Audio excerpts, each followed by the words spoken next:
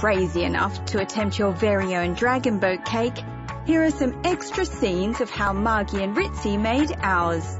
It's very technical before you even start getting to the cake and the styrofoam. I have my little profile photos, so I'll sketch the profile on and then I'll carve the profile.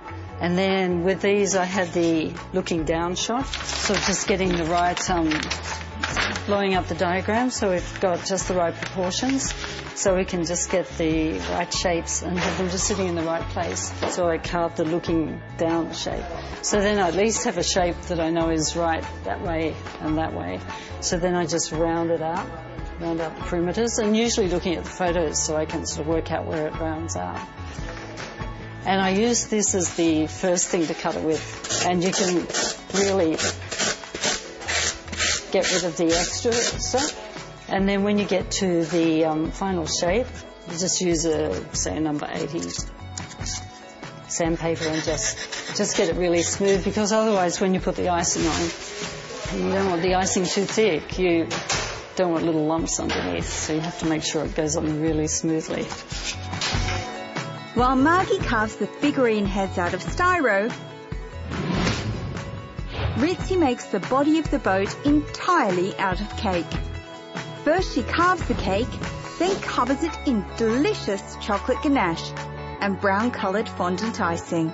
Margie then takes her styro figurines and covers them in fondant, ready for the detail work. When I'm actually covering it with the icing, I roll the icing out with my favourite 30-year-old rolling pin, and then as you smooth it around, we use, these are flexi smoothers, which are sort of made out of acetate, and these are really good for just smoothing around, getting all the dints out.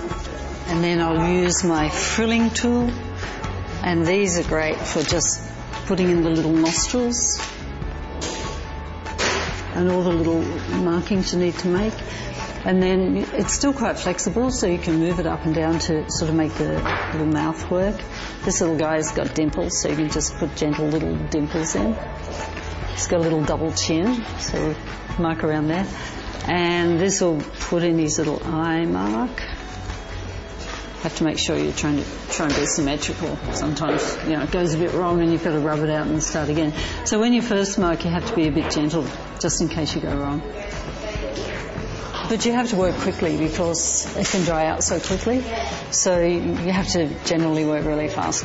Yeah, his little face will have a bit of colour on it, so I'll use the blusher that I've used on the little funky guy here. I put a bit of blusher on his cheeks, and then he's got a tiny little bit of lipstick on here, so I'll just sort of make his mouth detail there. And then his little eyebrows and eyelashes will be painted black. Yeah, this is the best part of the process, because you've done all the hard work, which is getting the shape and everything, and now the little guys are all coming together, and I get quite excited when it comes together. I can't wait to get them on the boat and have them kissing and looking really cute.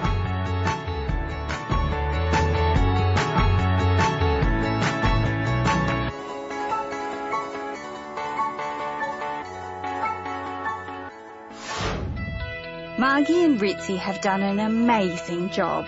There are times in this business where I look at a cake and I seriously can't believe that a business of mine has produced it.